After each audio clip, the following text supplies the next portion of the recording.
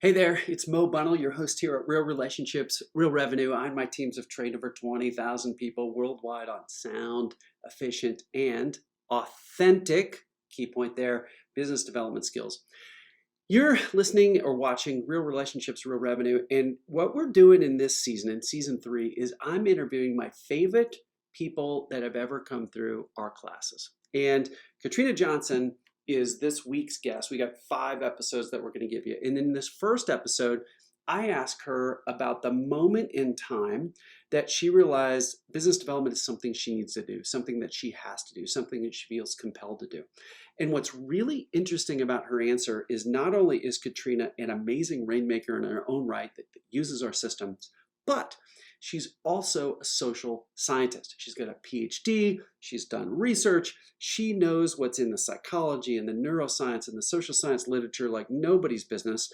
And as she answers the questions in this episode, she's giving us 2 things at once. She's not only describing the things that she's learned herself and what she personally does, but she's also adding and bolstering her answers with what's in the literature. So I can't wait for you to hear or watch and hear this episode. Her answers are fantastic. Now, before we get into it, know that we have written a special piece of content for you just for season 3, and it is the top 7 ways we've ever seen to deepen relationships in 5 minutes less each. So these are the high impact things, the things that you can do very quickly, less than 5 minutes, and you can deepen relationships. And we've got 7 of them.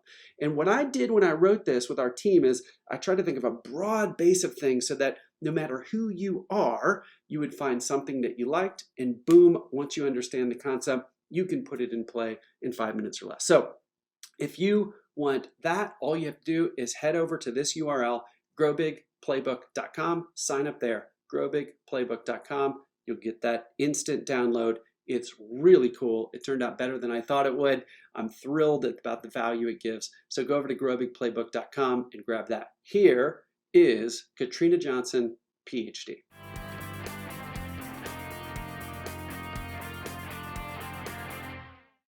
Katrina Johnson, I'm so excited to have you on Real Relationships, Real Revenue. Real Revenue. You've just had such an impact on me in different ways, and I've seen how successful you are at business development, and you bring all of this PhD background on why human beings do what they do. So you're just a slam dunk to have on the show, because you're bringing all these different levels of value to others like you have with me. So thanks for being on the show. Oh my goodness. Thank you so much, Mo, for the opportunity. This is amazing.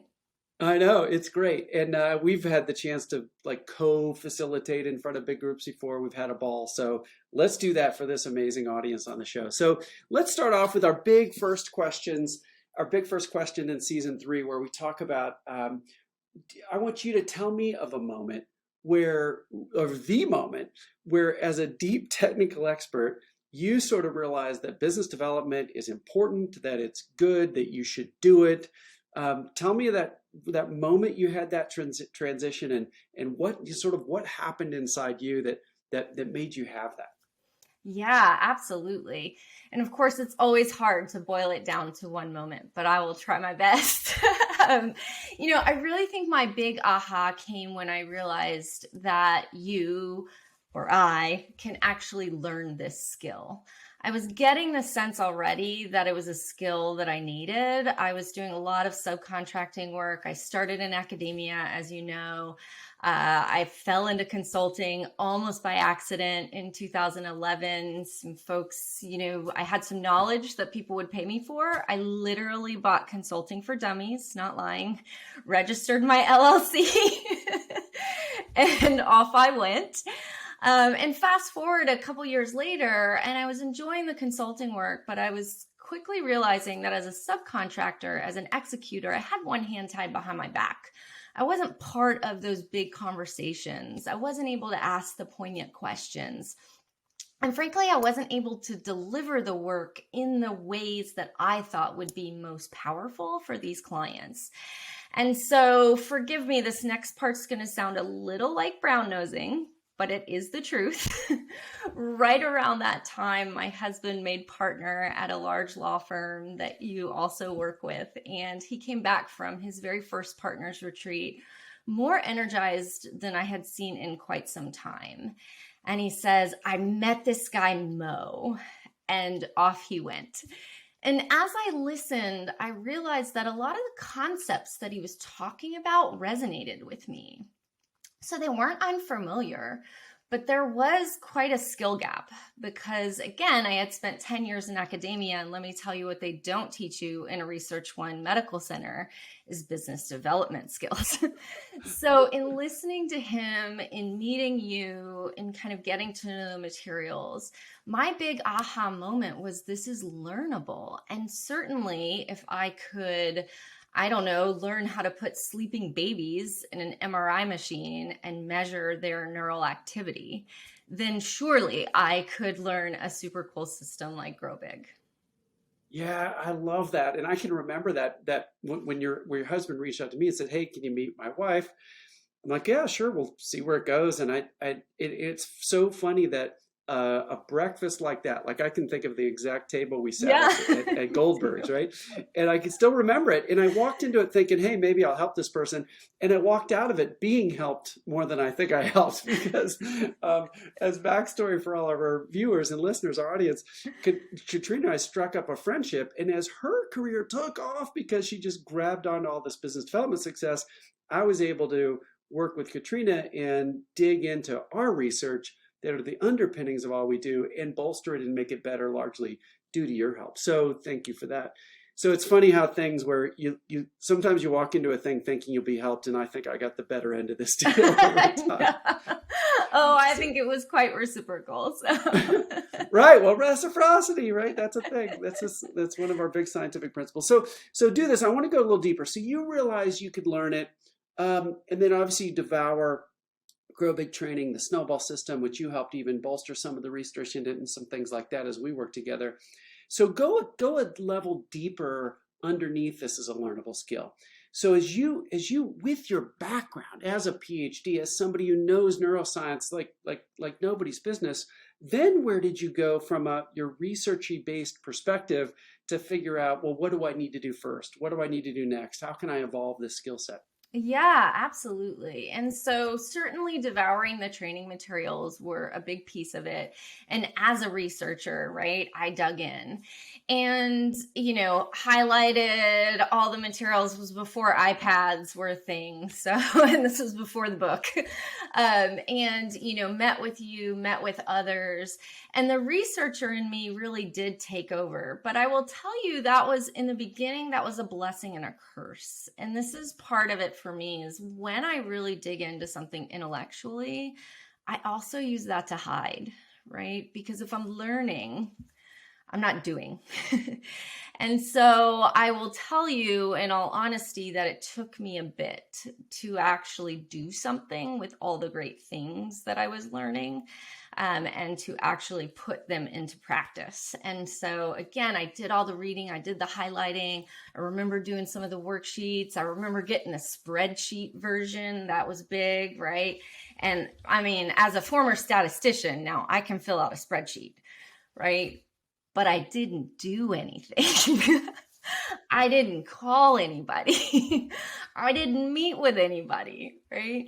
But I was formatting the heck out of those spreadsheets. And so I think, my second big aha came in kind of realizing that, oh, wait, just like everybody else, I have to take my own medicine here. Just like everybody else, I have to realize that there were some undercurrents of, whether it be anxiety or overexcitement or distraction or whatever it may be, of imposter syndrome, that were really kind of causing some paralysis that looked productive, but underneath it wasn't. So that was my next big step, was actually doing something. And then the third step was really around doing the right things.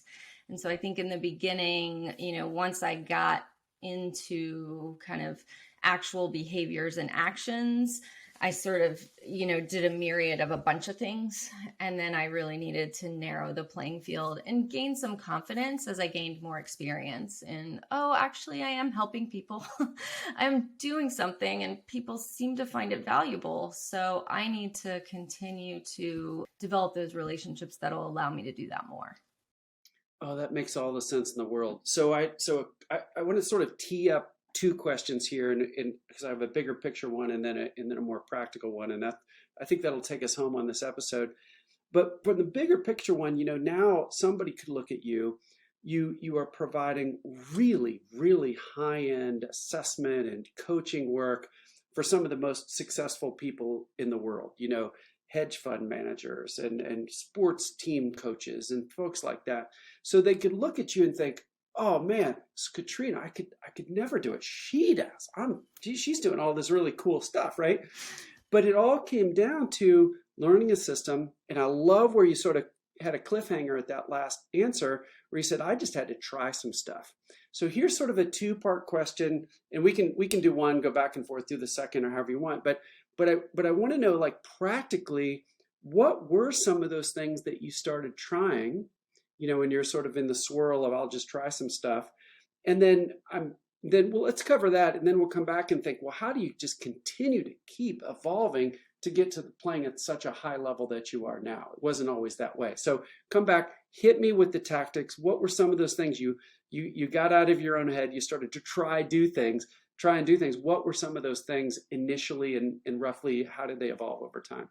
Yeah, absolutely. So, I tried some of the standard things. I went to networking events. I met random people. I tried to follow up with them. I can tell you most of that didn't work. You often talk, Mo, about kind of thinking of business development as a T. And I will tell you that my T runs very, very long and not very wide at all. And that's probably still the case. If I had totally mastered all this, I would be posting on social media more than, I don't know, once a year. But I haven't yet. But I learned to kind of embrace kind of that deep T, right? And so, I did some speaking engagements where it was, 50 people and we did groups of 10. And I did some engagements where I worked with an entire management team. And then, like all people do, eventually some of them scatter, right? And I kept up with those relationships and I continued to be helpful. And so now so-and-so went from a retail company to a technology company. And, they say to their CEO, well, here's the person I worked with before, right? Or I get a call from somebody who's moved from, New York to Jacksonville. And they say, look, like, we can't work with those fancy pants New York firms down here. It just doesn't work. Like, can you come help our senior leadership team really understand the challenges that are in front of us? Right. And so I started to embrace that deep T and kind of go, you know what? It may take a little longer, but this is me and this is who I am. And this is not comfortable, but not horrifically uncomfortable. So I'm going to stretch within kind of how I'm built, if that makes sense. And so it began to be a flywheel effect. And again, going back to that helpfulness, I really did. That is how I'm built. So that was easy for me.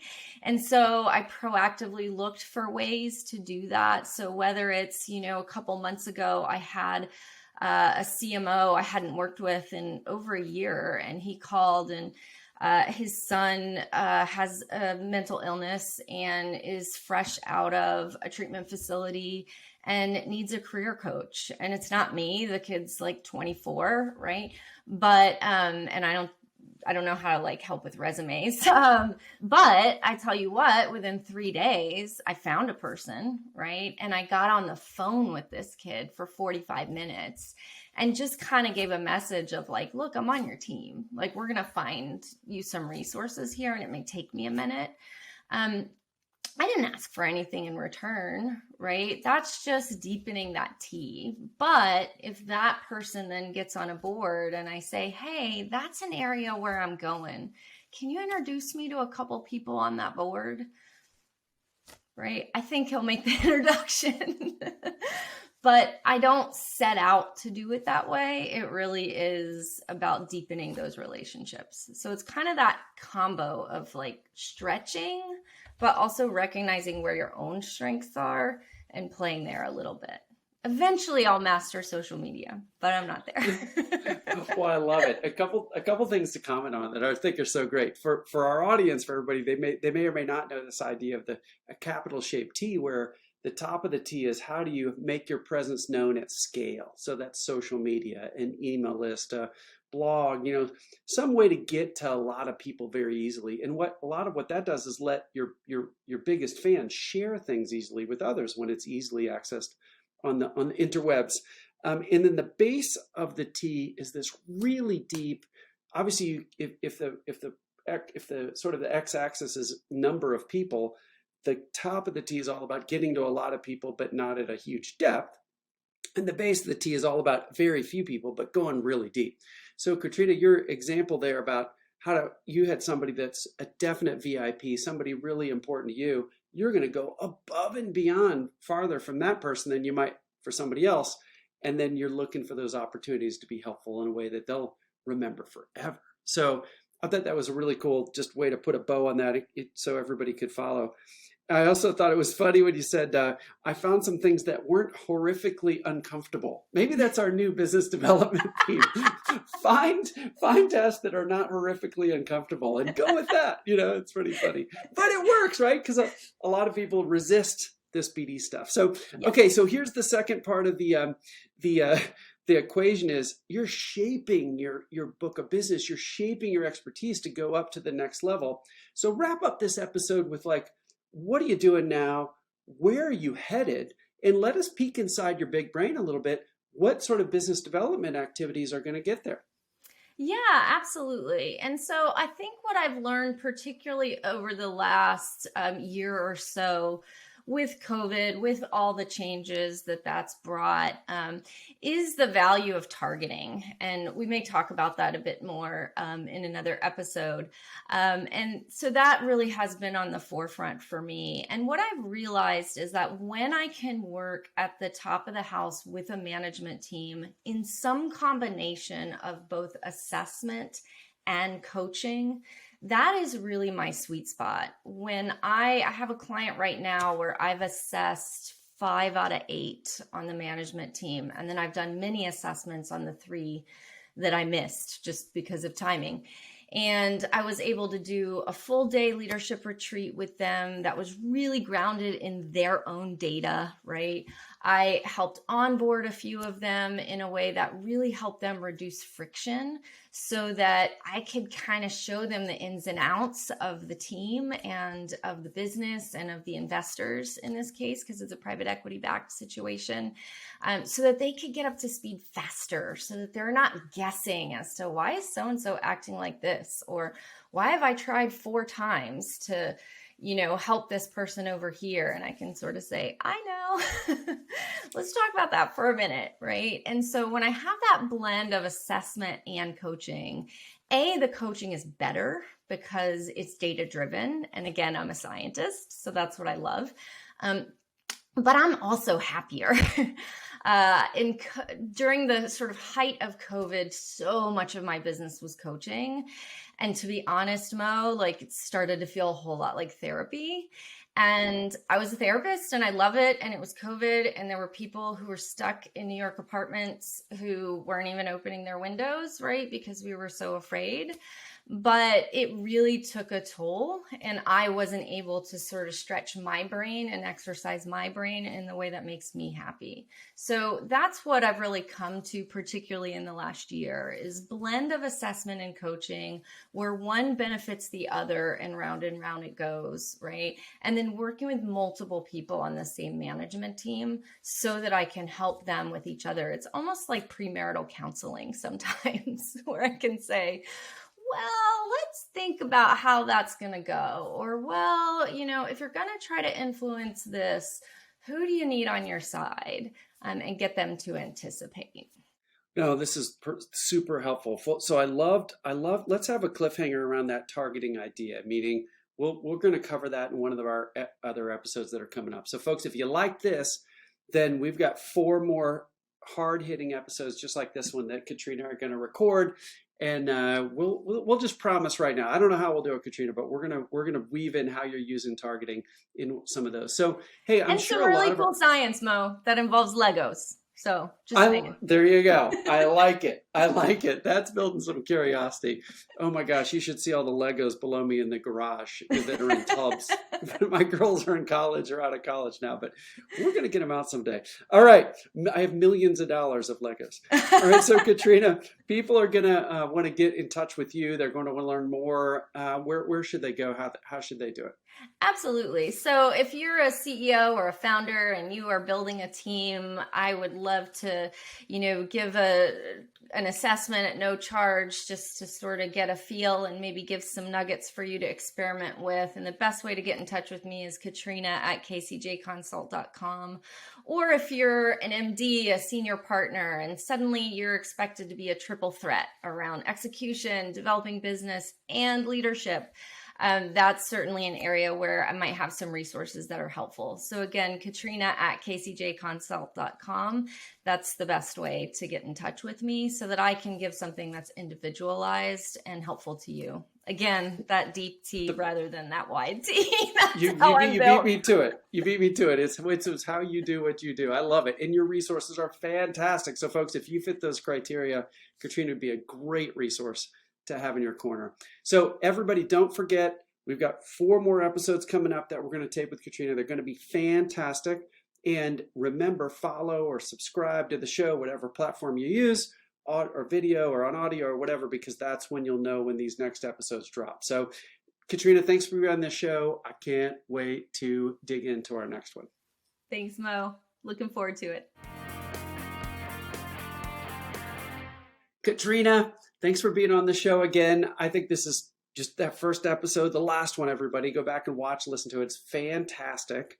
And some of the insights you share about how you think about outreach and developing relationships, developing the book of business, the evolution that you've had over time. Really great stuff. So folks, if you haven't watched or listened to that one, go back and do it. In this episode, I want to dig into, Katrina, gosh, it's going to be so interesting with your PhD background and all your research mindset. But what's your personal definition of business development? Let's start there. We got a couple follow-ups after that. But how do you think about business development yourself? Absolutely. So a little bit of a story. I had this advisor in undergrad, and he was in his late 70s. He wore plaid flannel shirts. He used to love to hunt and fish in North Florida. He literally wore fishing boots to our lab meetings, and he told it like it was, and he expected you to listen. So the first time I ever had a serious conversation with him about applying to PhD programs, he looked right at me and he said, "Now listen, don't go in there and tell them you want to help people."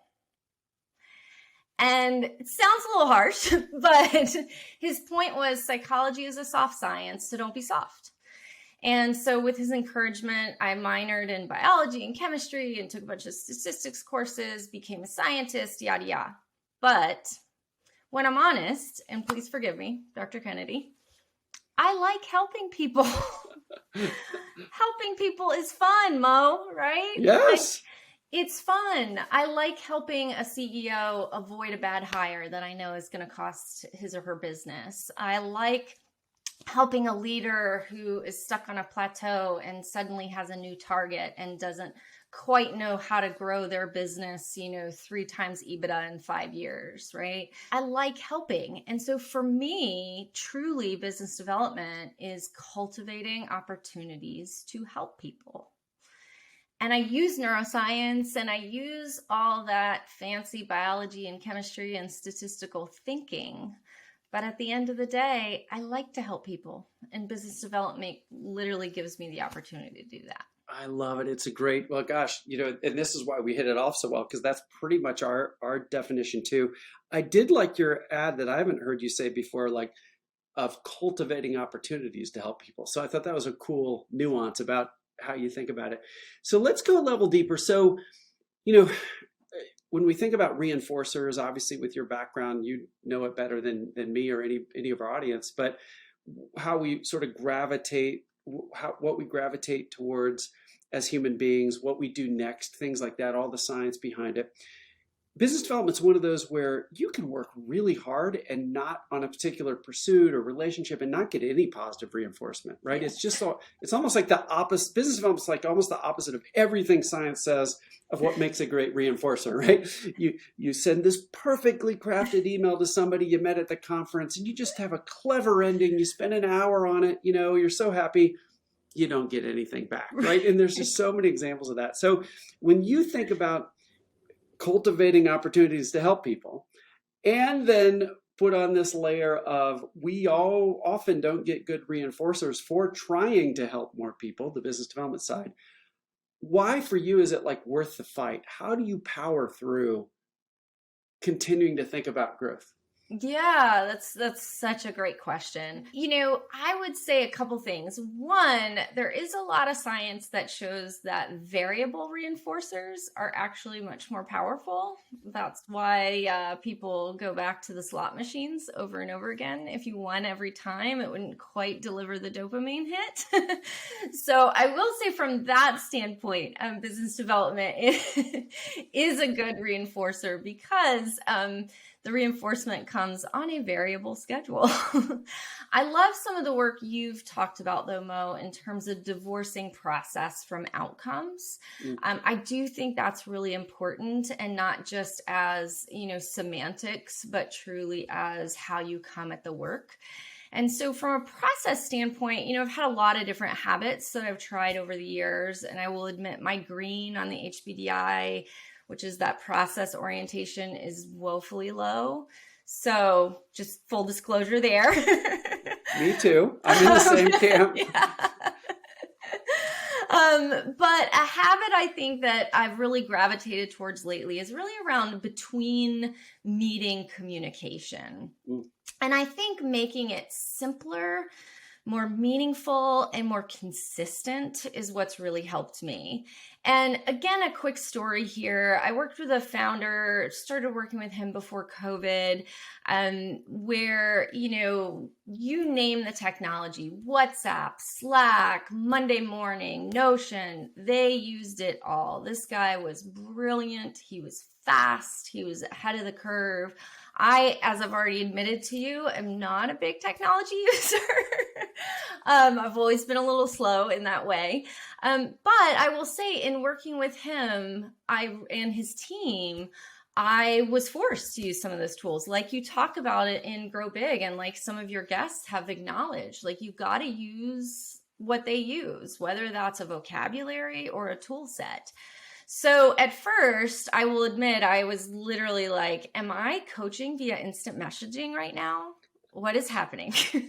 But once I got over the eye roll, I realized the power of those tools. So I leveraged that with a lot of different clients. And so it might be a text that's a little nudge to say, hey, remember, these are the kind of meetings where you tend to X, Y, and Z. So let's use that great coping strategy that you came up last time, especially on a day like today. Or it might be a quote. I love quotes. I love literature. So I come up with all kinds of quotes that kind of capture where the person is. It might be a picture. I took a picture one time of a mural that said, "Start where we stand." And because of where that leader was in their journey and what they were dealing with, that picture literally became like a rallying cry. And I think that picture was texted around probably once every few weeks for many months. And so it's those between session, whether it's with a current client, whether it's with a previous client that I haven't worked with in a while, whether it's with a prospect that I just happen to know something about, or I see something that reminds me of them. I try to make them quick but useful. It's not a checklist to me. Again, very low green. But I try to make it useful and intentional. And I've been pleasantly surprised by just kind of the results of that, particularly from a who replies or how do they reply. I had one guy who I was not going to work with anymore. He was moving. And he said the second thing he said after we talked about a transition plan was, "Who's going to send me my quotes?" And so I've been pleasantly surprised with the texting and the Slack or whatever it is that they use, and those kind of in between communications. No, I really like that. And gosh, all the science around mere exposure effect and staying in Yes. touch with people. We tend to like products, people that we just hear from more often. And so many of our clients, before they go through the course, Grow Big training, or they read Snowball System, whatever, they think they have to have these big kathunk, perfectly quality interactions, like some big email with some 100% chance that there's an insight in there that the person has never seen before. But Yes. lots of these little touches can be really powerful. So, Yes. so I'm curious. One more question in this episode I think would be interesting. Like, how do you make sure you do that? So one of the things we hear all the time is, I'm busy, I'm swamped with whatever my expertise is on the delivery side, but I know I got to make time for this this business development stuff. So when you just think about your own habits, your own mechanism to make sure that happens, how do you do it? Yeah, absolutely. And so sometimes it's a matter of carving out a specific day. So Mondays are a popular day for this for me personally. Sometimes it's remembering an important meeting I have coming up in a couple of weeks. I'll see it on my calendar and I'll think, oh, I want them to be thinking about X before this meeting. So let me reach out to them. Sometimes I will use my calendar and I'll put little notes, so-and-so taking their kid to college on this day, right? So that's a great opportunity to send a little note. So I do try to use those tools. I do keep a Protomoy list, and particularly for people I don't have relationships with, because again, those are the ones that are always scarier, right? You talked, I think, in a previous episode about tennis and expecting it to be a game of tennis, where really it's more about serving the ball. Yeah. And so those places where I don't think I'm going to get an interaction back, or I really need to not bank on that and just serve the ball, those are the ones that I kind of keep on a Protomoy list. And, you know, if every once in a while I have clients that I know will respond more because of them than because of their relationship with me.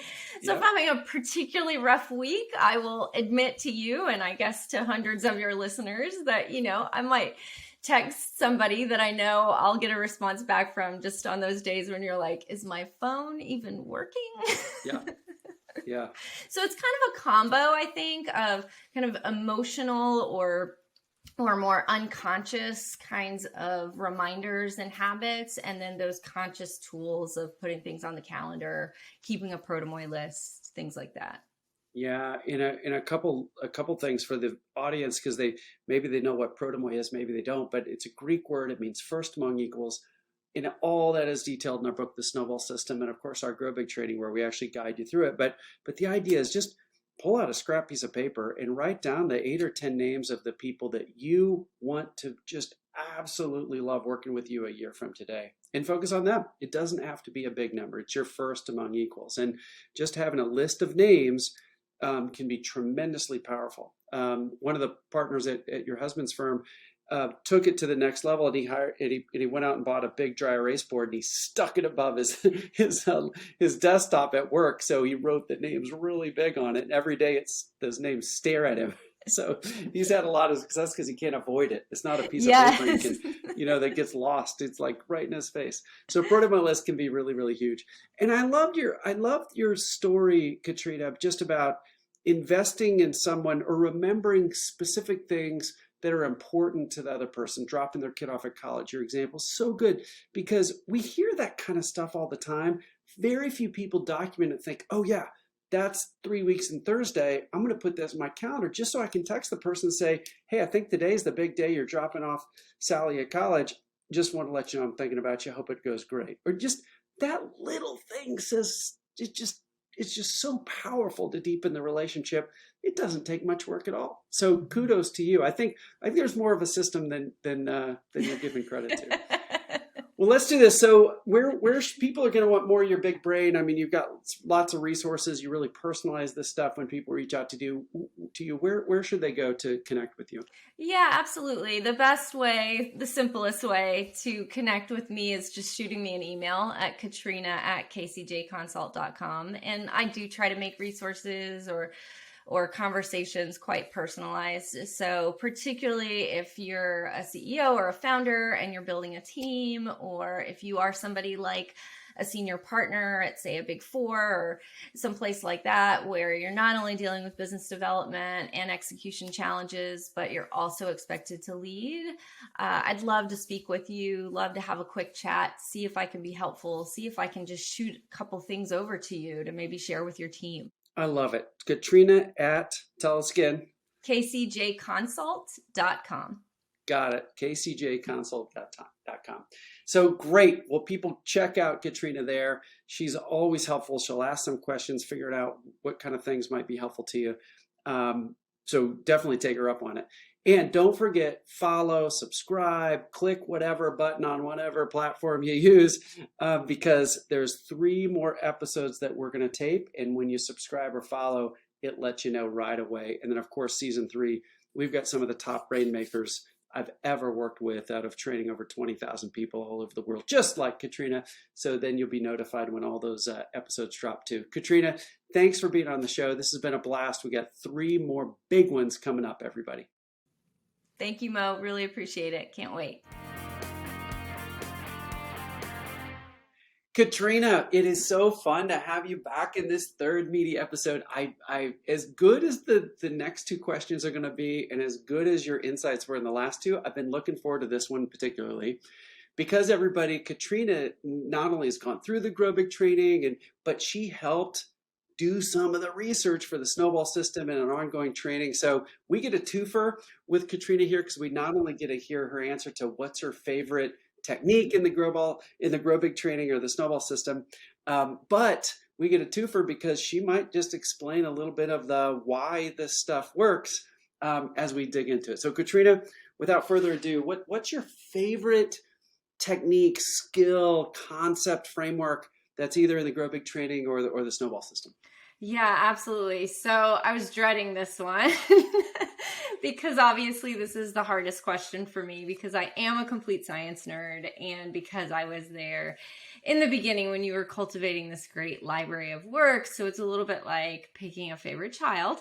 So I am going to cheat a little and say, instead of a favorite, I will pick a most relevant and maybe most timely. And that is targeting. I think, Mo, you give a beautiful framework in the Snowball system and in the Grow Big training materials around getting to the right list and positioning yourself well. It's a great paradigm for, what to do to say yes and why. But what gets less press across the board is what to do about the no's. You do a great job of talking about opportunity cost in the book, and that is something I often want to put on a billboard for some of my leaders. I'm often the person saying, what about opportunity cost? And so I wanted to talk a little bit about targeting and why it's my favorite. There's a lot of great science behind opportunity cost, the endowment effect, which you mentioned, I think, as part of the building everything together. So you talk about the pros of the endowment effect, right? But there's also a dark side to that, which is we don't want to let stuff go. We're terrible at editing. We're terrible at subtracting. There's some really interesting research out of UVA where they gave adults Legos, among other things, and said, build a bridge.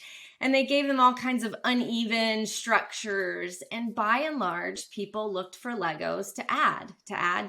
And in only, something like 12%, 5%, and in one study, 2% of the time did people think to just remove Legos from the other side. So we're not built for subtraction. And so it's no wonder that targeting is so hard, right? It's a huge cognitive resource strain. And while the yeses are fun, the nos are scary. Sticking with people is safe. Targeting people who might reject you, not safe. While we all love to think of ourselves as purely rational, our brains are evolved to reduce discomfort. And so choose safety, right? Often unconsciously. So the beauty of targeting is this great system of saying, these are all the people I'm going to say yes to. But the dark side of targeting is saying, oh, wow, but I have to say no. Yeah. Yeah. And I'll tell you, you're having me now recall the different time periods or seasons of Bunnell Idea Group over time. And it's really funny. At the very beginning, we had this preliminary website. This is over almost 16 years ago. And Katrina said that we did like 8 different things. Like we did non-for-profit strategy and coaching, executive, like all this stuff that was random things that I sort of knew how to do, but there was really no theme to it all. It basically screamed, "We'll do anything if you have a little bit of money." Right. And starting a business, you sort of have to do that. You got to keep the lights on in the beginning. But what was really scary is when we really realized as a small team at that point, hey, it's this grow big training. It's this business development focus that's really meaningful. And later on, it was focusing on specific industries. And then later on, it was focused on larger organizations in those industries, more prestigious. And every time we let go of something, it was petrifying. Yeah. But every time we did, we would like double in size the next year. So is that sort of where you're going with how scary it is, but also the positive impact if you have the guts to do it? Huge positive impact, right? But we have to get over those anxiety hurdles. And when we minimize those or we disregard them, we end up doing funny avoidance-like things, right? Where it's like, well, it's not going to take that much time, or, well, this came from a friend, or, well, this person can probably introduce me to, I don't know, a couple people maybe, right? So maybe workout, maybe. Yeah. So I think it's better just to be upfront about that and say editing stinks, saying no is scary. I've had people in my own practice, colleagues who I've reached out to say, here's how I've kind of refined what I'm doing, because, I don't advertise myself as an executive coach, not because that's not a worthy profession, but just because it's such a crowded space and it doesn't really reflect what I do. So when I said I help CEOs build great management teams, my colleague said, well, that's an awfully small niche, don't you think? Right? And of course, all the second guessing and all the right? So it is scary, and we don't get a lot of positive feedback, I would say, by and large, for subtracting. Well, we'll do this for me. Let's do a meaty 2-part question here. 2-part questions are tough, but you already sort of answered the first one, but I want more. Tell me what your targeting is, and then tell me what you do. And I want a specific, like how-to, super practical thing. What do you do when somebody brings you a potential opportunity, a relationship, an introduction, whatever, and it doesn't satisfy your targeting criteria? So how do you think about it? What do you do? What do you react? How do you keep yourself on the straight and narrow? So give me the answer to those 2 things. Absolutely. So for me, as I just mentioned, my targeting is helping CEOs or founders or senior partners build great management teams. Sometimes I work with the investors, sometimes I work with the board, but all the tools I use, whether it's executive assessment or 360 or some coaching, those are just tools, right? So that was the first thing I had to really get clear on, is my practice is not about the tools.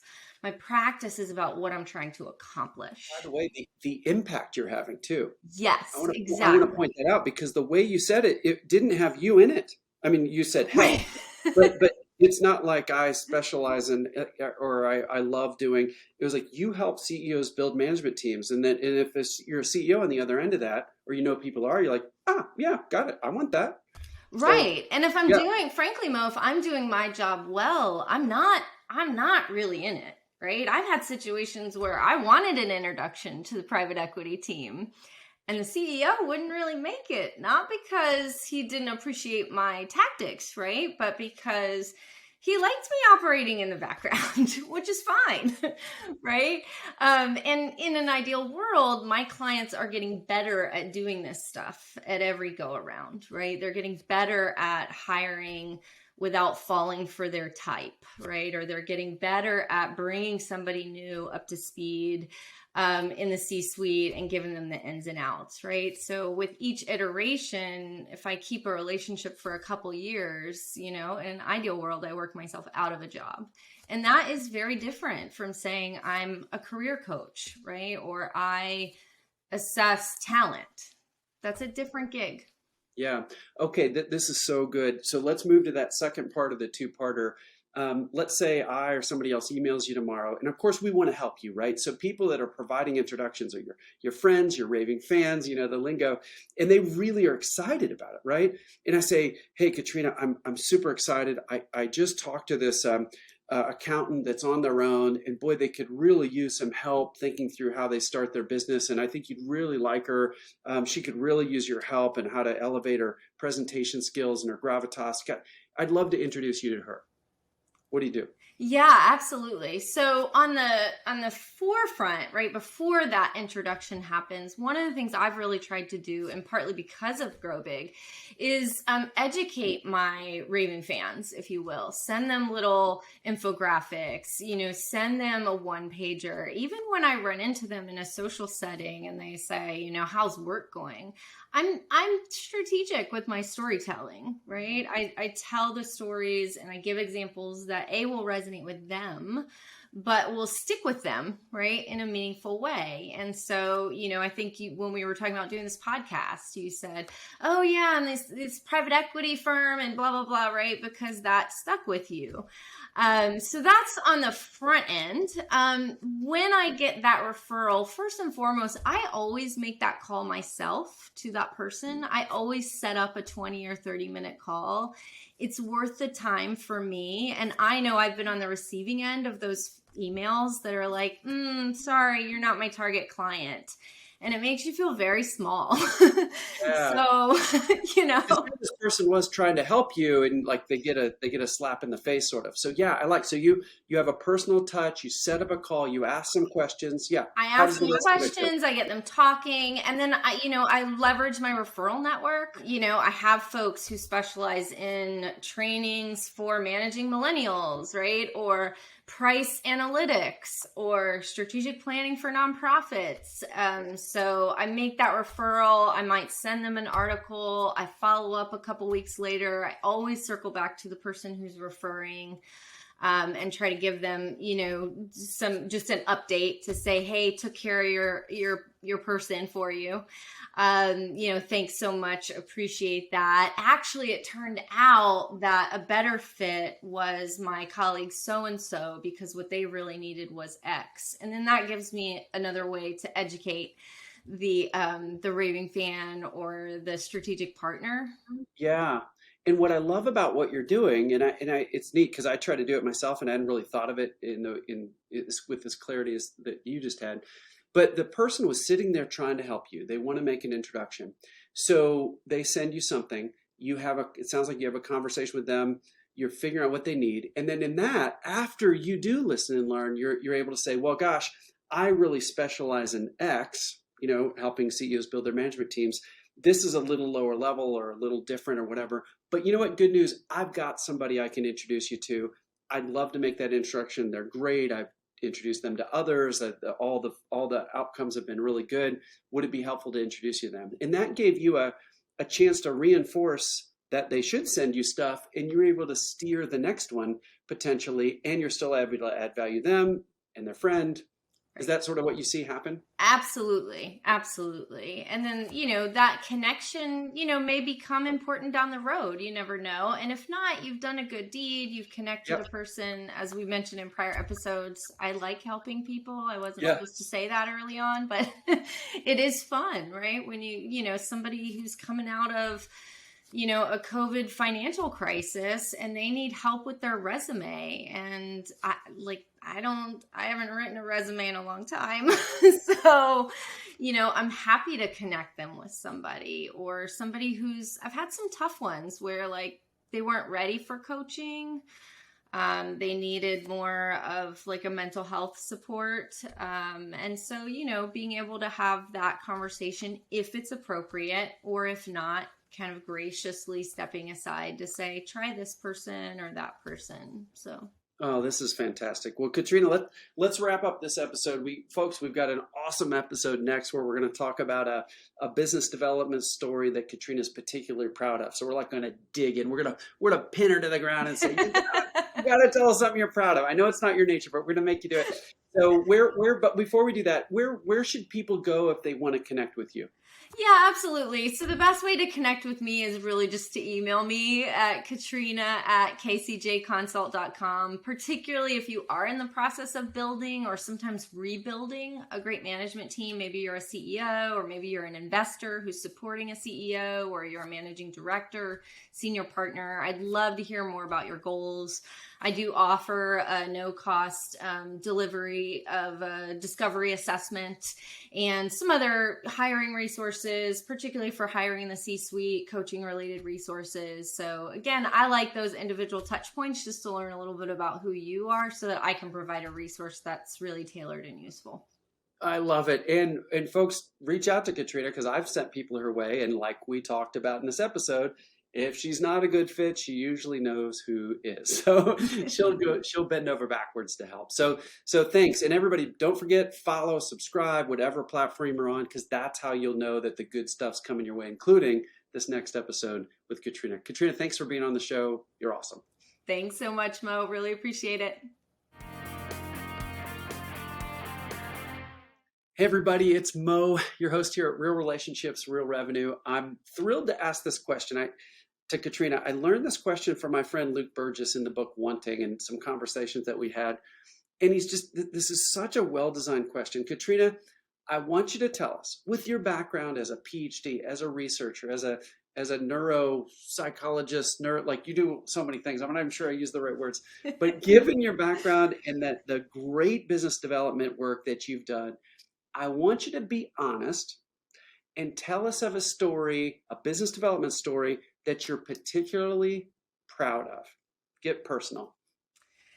Okay. So this was probably 5 years ago. I fly to Manhattan to meet a candidate for a president role, possible CEO successor in a mid-sized public company in the textile industry. I do it as a day trip, so I'm secretly hoping that this person is easy to work with and sort of easy to figure out so that I can get home on time. I know from some of the pre-work that I do, the online leadership assessments, that she is skeptical by nature. I underestimated how skeptical and how skeptical of me she would be. She was a lifelong New Yorker, smart, tough, assertive. She looked at me through beady eyes that said, what am I doing here? And what is the point? So she gets hired. I end up working with her almost to her chagrin for the first 6 months of her role. But I know some things about how that organization works. I know some things about the quirky executive chairman of the board, for instance. I know some things about the unique business challenges.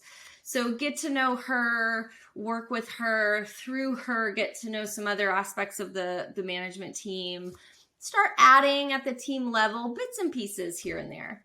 Fast forward to today, just a couple months ago, had a 3-hour dinner with this woman in Manhattan, outside, mind you, talking about everything from her new role to yoga to corporate debt structure. And that team has sort of scattered. And because of those relationships that I built just in the last year, I've had a whole new stream of business that is a new management team, new set of business challenges that developed out of that relationship. And, you know, it's just winning over skeptics is sort of my jam. So that was part of it. But I think as part of that, I did probably 3 things. 1, I didn't make it about me. So in other words, I didn't take it personally. 2, I got curious. I really wanted to understand her skepticism and learn what it could teach me. And then 3, like a good running back, I waited for the potential holes to open. And once they did, I darted through. Interesting. So that it's great you covered those, because I was going to ask the follow-up question Luke taught me is, hey, Katrina, what did you do that particularly made you proud in this? You know, you Got won it. Okay, somebody over. sorry about that, Mo. No, you're good. You got it. So we're going to dig in deeper because we're there. So when you I think the first thing you mentioned is super interesting. You made it not about you. So it would be so easy to take offense or to be reactive to skepticism or things like that. So mentally, I'm going to go deep here. Like, what did you do to say, I'm going to lean into this? I'm going to engage. I'm going to get curious. I'm going to ask questions because that's hard for people to do. How did you do it? Absolutely. You know, first of all, growing up, I think professionally in an academic medical center, I had to learn early on with physicians that, you know, I didn't come in with their respect. I had to earn their respect. I had to kind of, you know, earn their credibility. And so that was a lesson I learned, I mean, at 26, 27, when I went, they don't really seem to care that I'm here or to know that I have any value, right? But so I took that as a challenge, and I learned to kind of show them, you know, that I had good judgment, that I was right, that I could do things efficiently, that they couldn't always do. So I think I had some training. And, you know, I think that second part around getting curious is a big part of that. You can't look at things from a scientific perspective. You can't test hypotheses when you're all up in your head. And so, you know, when you do that reframe of this probably isn't about me, because most of the time it's not. And then you kind of go, well, what is this about then? And I think that really helps with the depersonalization. But it's certainly a skill that a lot of my clients and myself sometimes struggle with. So that's super helpful. Thank you. And now I want to dig a bit deeper in that waited for holes idea, that running back metaphor you used. Think of one specific hole. You know, maybe it was the first one, the third one, whatever. But when you noticed it, what was it? And what did you do to enter and start to build credibility, to start to win this curious skeptic, if you will, over? Sure. So it's a great question because there were a few. There was one in particular that I think was kind of a turning point. There was an internal assessment they were doing of a potential successor to another C-suite role there. And, you know, everybody always likes to promote within when they can. And this person had been personally mentored by the CEO. And, you know, I get charged with doing the assessment, and I had a lot of concerns. I had a lot of concerns that later turned out to be quite warranted. And so, you know, being able to show courage, especially to this tough New Yorker who was sort of like, well, what do you have to add? Being able to say my piece, reaching out to her, even when she wasn't directly involved in the beginning, to say, hey, what's your take here? What do you think? And I had a strong feeling that some of her concerns aligned with mine, but I asked in a very open way. It wasn't any sort of, you know, triangulating or getting anybody on sides, but it was just opening the door. And then I think as she and a couple others saw me, you know, kind of be candid and say, here are my concerns and here's all the data, right? It's not just my gut feel. I think that really earned a lot of credibility. And so then when it came time to really think about what that role required long term, that was an opportunity to dart through. But first I had to kind of prove that, you know, I wasn't some flashy consultant that would just come in and say whatever to get more work. Yeah, that's interesting. And it sounded like you had to be bold, you had to be transparent in a time that was tough. And it was through that, it was delivering when times were tough that the credibility started to occur. And it sounds like over time, you just built more and more and more and more and more, and eventually won a skeptic over, it sounds like. Right. And I think patience, Mo, I know that's something you've talked about. I think that's something others on your podcasts have talked about. And that was certainly relevant here when that whole, you know, internal hire happened. I had to give them a chance to kind of grieve is probably too strong of a word, but I had to give them a chance to settle. I couldn't go in that same call or, the next day and say, okay, what's the plan and how much work is in it for me? Like, I had to just let things be for a bit, work on a couple small things, kind of go into the background for a bit, and then circle back to say when I felt like they were ready to say, all right, what's next? Can I help? Can somebody else help? What are we doing? Yeah. Let me share a phrase with you and get your reaction, because I right before we logged down to tape this, I was working with a bunch of high powered lawyers. And one of the things that the group, they were learning business development and from us. And one of the things that we really heard was skepticism just around reaching out a lot or adding value or anything that's not some real, like the only way they could think they could reach out. And I know you disagree, I do too. And we were able to I think move them in this way, in a positive way. But they were like, the only way we should reach out is when we have this real substantive, massive thing that we should send. And obviously the science doesn't show that works. Fewer big, heavy interactions just don't work. You've got to keep it up. So the phrase we used that seemed to strike with a chord with them was divorce yourself from the outcome. Yes. Do the right thing. Keep adding value.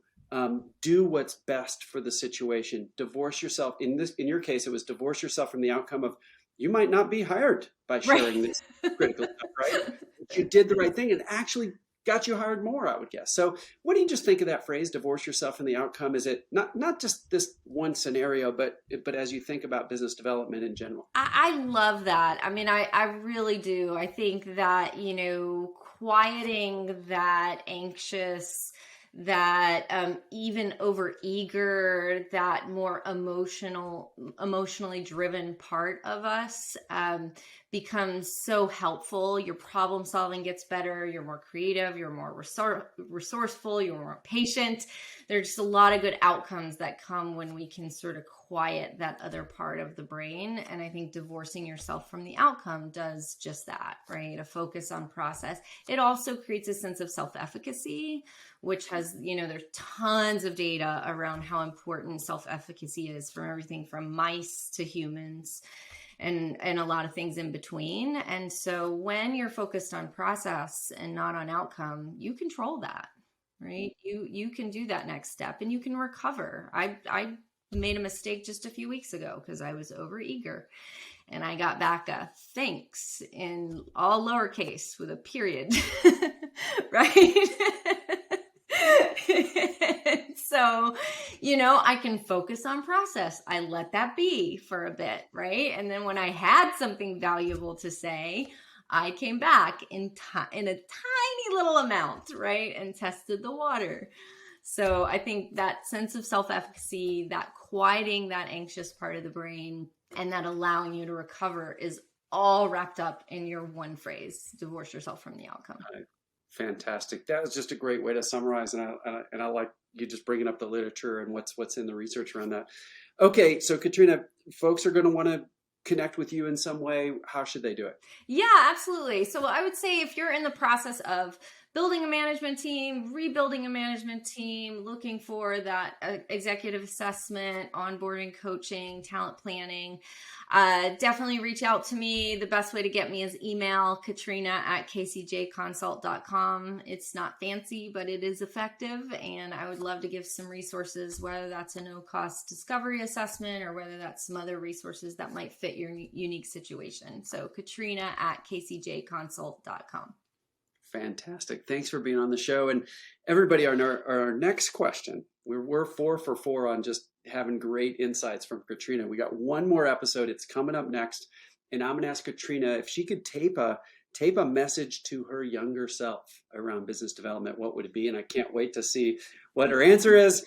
There are so many, Mo. I'm going to have to think real quick on the break to narrow it to one.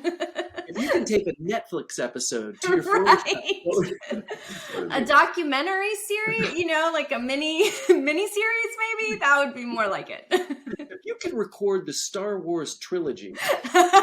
No, this is going to be great. And I can't wait to hear what it is. So everybody, don't forget, subscribe, follow, whatever the button is on your platform. Make sure you follow the show. That's how you'll know the next episode's coming if you're getting these daily, and how all the good stuff we've got in season 3 with other amazing rainmakers and deep experts like Katrina. So Katrina, thanks for being on the show. This has been a blast. Thank you, Mo. Really appreciate it.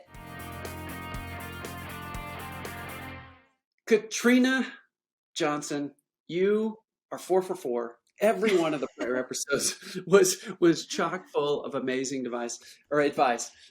You have delivered on the promise I keep giving people that we get a twofer with you, which is not only an amazing rainmaker, but also a deep social scientist, psychologist, neuroscientist, all the stuff that you know and love. And we're getting not only these amazing tips from how you do things, but also we're getting to peek into the literature a little bit, which I think is really cool. So in this episode, here's your question. Let's say that specifically around business development, you can record a video and send it back to your younger self. Mm-hmm. What would you say? Okay. So like I said before, I would want to do like a 5-part series, but honestly, it would probably be just one thing. And that is, and it's going to sound a little odd, so let me explain. It would be learn to walk the dog. And I will tell you, I wasn't getting that. So imagine for a second you see a person walking a big, burly, beautiful English bulldog, which, by the way, I love bulldogs. So this is my analogy. So I get to choose the dog through the park. We've come to expect that that person is always in control, the person walking the dog, right? They hold the leash, they know the park, they keep track of the time. But in truth, if that dog perceives a threat, whether it be an errant squirrel or a cocky dog across the path, that dog walker might be in trouble. Even if, it's some big, tall dude that looks like he played college ball, they're still going to struggle to maintain control. And if the dog walker is like, I don't know, a lanky 12-year-old looking at an iPhone, forget about it. And I would say that our brains are set up sort of like that, right? With the dog walker as kind of the prefrontal cortex. That's the newer, fancier part of the brain that's really integral in problem solving, pattern recognition, logic. And then there's this evolutionarily older part of the brain, the limbic system, that a lot of people have written about, that's really around detecting and responding to threat immediately. And usually that's some version of fight, flight, or freeze. And I think the big question here is who's in control, right? And what I can say for me and for all of us is it depends. But I can tell you that the bulldog runs the show way more often than any of us realize. The bulldog is in charge when we stick to known associates rather than strategic prospects. The bulldog is in charge when we expect every email to get a response, right? And then we get too busy to follow up. The bulldog's in charge when we're in a pitch meeting and we get flustered because an audience member seems skeptical or even combative, or when we're in a client meeting and we overtalk versus listen.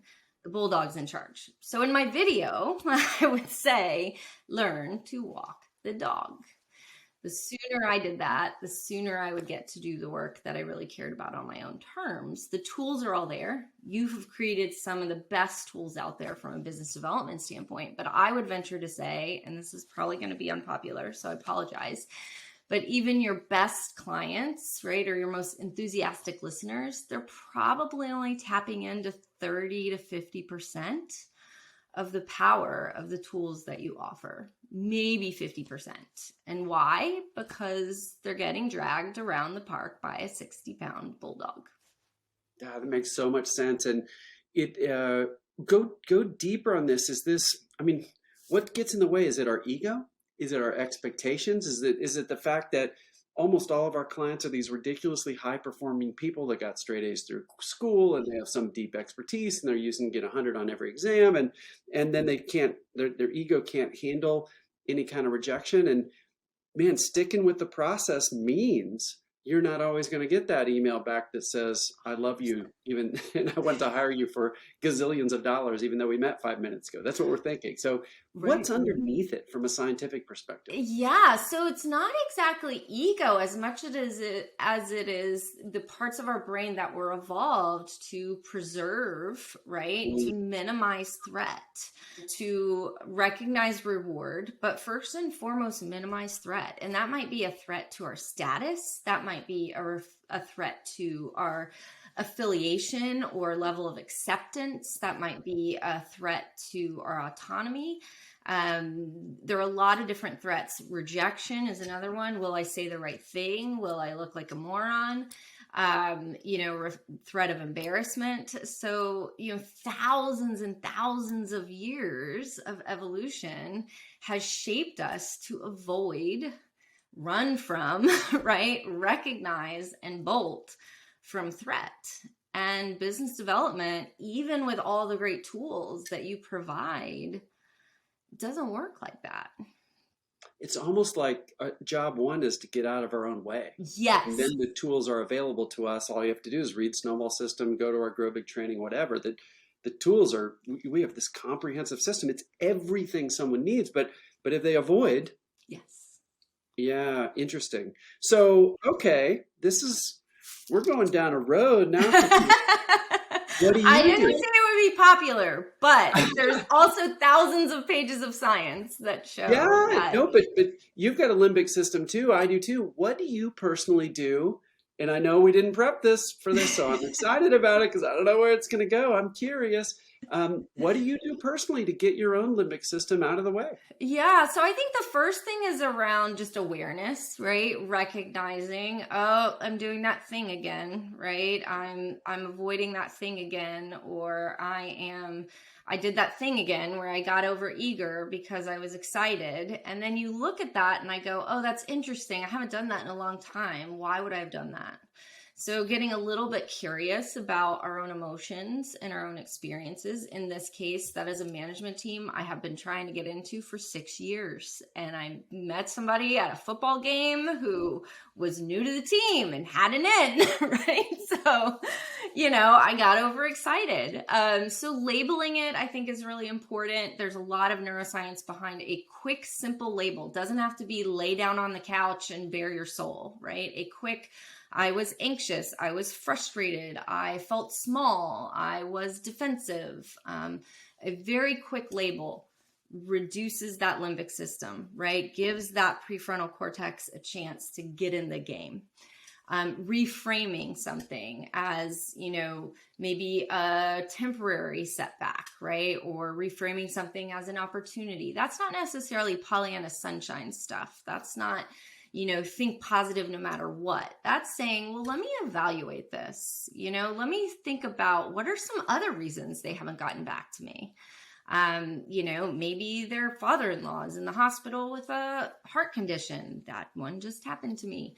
Maybe, there's lots of different reasons, right? Maybe they were in London for the summer and I didn't know it. That just happened to me. So there are lots of different ways to kind of evaluate those hypotheses, to label the emotion, to be more self-aware. And then as you mentioned, divorcing yourself from the outcome, right? Then it just becomes put one foot in front of the other. Nike was onto something when they said, just do it. Sometimes we have to act and then the feeling will follow. We can't just base all of our actions on how we feel. It's backwards sometimes. Well, what I love that you did, and I want to just say this with clarity and get your response, and we'll wrap this up. But I really want you to say if this is right or not. But it seems like you gave us a really simple 3-step process to get our own fear and limbic system kind of stuff out of the way. One is have an awareness. So in a specific context, why are we resisting? Why are we not doing the thing we should do? So realize it. The second thing is context by context, label it. And you gave several examples, so I won't repeat those. But then the third one is reframe it and think of what maybe logically could be true, or what are the other reasons, as opposed to something that we fear, we feel bad about, or the reason why we're avoiding it. So awareness, labeling, and reframing, does that resonate with you or not? Absolutely. Absolutely. And, the more you do it, the better you get at it. Yeah. And so it is one of those things that feels perhaps a little clunky or awkward in the beginning. But I would just say, to stick with it. And this is a skill set that would help so many leaders in so many situations, whether it's in front of a board. I mean, I have seen more board meetings go off the rails because somebody got defensive, or somebody was taken by surprise, Yeah. or somebody was expecting circle, square, and they got hexagon. Yeah. Right? Our brains don't like that. So, I think it's a skill set that really is applicable quite widely, and particularly with business development, it to me at least, it is kind of that foundational thing, right? Until you learn to respect and, and sort of train that bulldog, if you will, then most of the snowball system is not really at your fingertips. Yeah, it's not accessible yet because you've got some barrier you've got to deal with. Fantastic. I'm telling you, Katrina, these have been so great. Our 5th of 5 episodes, some of the best content we've ever created. I can't wait to unleash this to the world. Where should people reach out to you if they have a question, if they want to dig deeper, if they want to know about what you do, or anything? Absolutely. And I'm always on the hunt for feedback. So if people have something constructive, I would love to know it based on, some of the things that we've talked about. And the best way to reach me is really just via email, Katrina@kcjconsult.com. Whether you've got feedback or a question, or whether you are building or rebuilding a management team, or looking for some resources around hiring C-suite talent, developing C-suite talent, then email me at Katrina@kcjconsult.com. Perfect. Thank you so much, everybody. This has been great. So if nothing else, email Katrina and say thank you. That's so good. She'll love to hear that. And if if you're digging the show, follow, subscribe, whatever the button is on your platform, do that, because that's how you get the newest stuff dripped right to you. We're releasing daily episodes during the work week all through season 3. Amazing rainmakers at some of our best clients, some of my favorite people, basically, I've ever worked with of all time. So Katrina, you're one of those people, and thanks for being on the show. It's just been a blast. Thanks so much, Mo. It really has been a blast, and I appreciate the opportunity.